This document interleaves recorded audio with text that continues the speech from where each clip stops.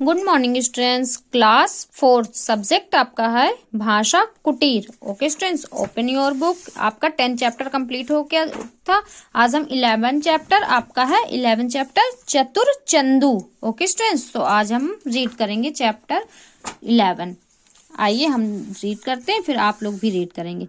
चंदू एक गरीब लड़का था जो रोज सवेरे अपनी भेड़ें चराने जाता था। एक दिन दोपहर का समय था और बड़ी अच्छी धूप खिली हुई थी। चंदू की भेड़ें भी आराम से हरी हरी घास चर रही थी। चंदू क्या करता था? चंदू एक गरीब लड़का था जो भेड़ों को चराने कहाँ जाता था? जंगल में जाता था, और वहां धूप निकली हुई थी और उनकी भेड़ें आराम से घास चर रही थी। चंदू ना तो आराम से बैठा था और ना ही वह कुछ खेल रहा था, वह कुछ सोच रहा था। अचानक उसने अपनी छड़ी फेंकी और खुशी से उछल पड़ा। फिर उसने छड़ी के पास ही अपनी फर की टोपी भी फेंक दी और जोर से चिल्लाया, ये मैंने पहेली बूझ ली। उसी समय एक घुड़सवार वहां आया। उसके घोड़े ने फर की टोपी पड़ी देखी तो उसे कोई मुलायम खरगोश समझा और उसने आगे बढ़ना बंद कर दिया। फिर क्या आपका घोड़ा अपने पिछले दोनों पैरों पर खड़ा हो गया। घुड़सवार का संतुलन ऐसा बिगड़ा कि उसे संभलना मुश्किल हो गया। घुड़सवार चंदू पर चिल्लाया, ए लड़के, तुमने मेरे घोड़े को डरा दिया है। चुपचाप अपनी भेड़ें नहीं चरा सकते क्या? चंदू ने कहा, मैंने उसे नहीं डराया। अच्छा, तो फिर तुम इतना चिल्लाई क्यों और तुमने अपनी टोपी नीचे क्यों फेंक दी? इसलिए क्योंकि मैं बहुत खुश था। मैंने आज एक कठिन पहेली बूझ ली है। चंदू ने कहा, अच्छा, कौन सी ऐसी पहेली है जो तुम इतना उछल रहे हो? घुड़सवार पूछ रहा है कि ऐसी कौन सी पहेली तुमने बूझ ली जो इतनी खुशी के मारे उछल रहे हो और अपनी टोपी ओपी सब फेंक करके और चिल्ला रहे हो? मैं आपको बताता हूँ, लेकिन पहले इस तरह मुझे डांटना बंद करो। चंदू ने कहा, अच्छा ठीक है, अब अपनी पहेली तो बताओ। घुड़सवार बोला, बताओ वह क्या चीज है जो आदमी से ऊंची है लेकिन मुर्गी से छोटी है? चंदू ने पहेली पूछी।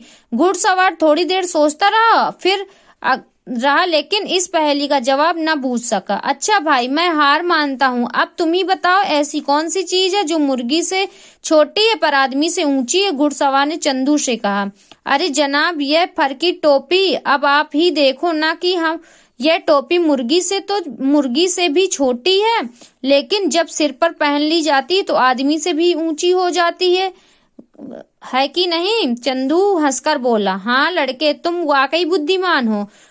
अब मानो कल मैं फिर इसी रास्ते में अपने घर जाऊंगा। तुम मेरा इंतजार करना और अपनी भेड़ों में से सबसे अच्छी भेड़ को छांट कर रखना। उसके लिए तुम जितना भी पैसा मांगोगे मैं तुम्हें दूंगा। चंदू ने कहा, अच्छा। चंदू ने विस्मय से कहा, हाँ, लेकिन एक बात याद रखना, वह भेड़ ना तो सफेद हो, ना काली, ना भूरी और ना ही चितकबरी। वह किसी दूसरे रंग की भी नहीं होनी चाहिए। घुड़सवार ने चंदू के सामने शर्त रखी। ठीक है, मैं आपके लिए ठीक वैसी ही भेड़ छांट कर रखूंगा जैसी आप चाहते हो, चंदू ने कहा।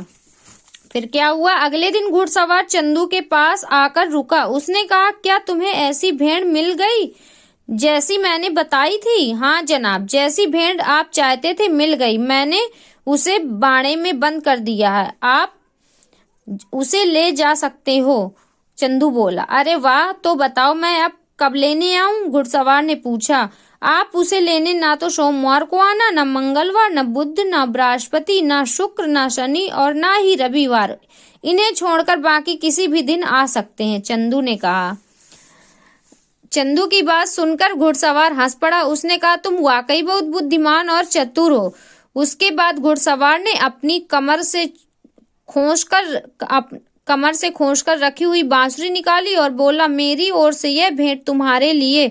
तुम भेड़ चराते समय खाली रहते हो और समय बहुत सोचते हो। अब भेड़ चराना और हाथ में यह बांसुरी बजाना, उसकी मधुर आवाज से तुम्हारा दिल बहलेगा। यह कहकर घुड़सवार अपने रास्ते पर निकल गया।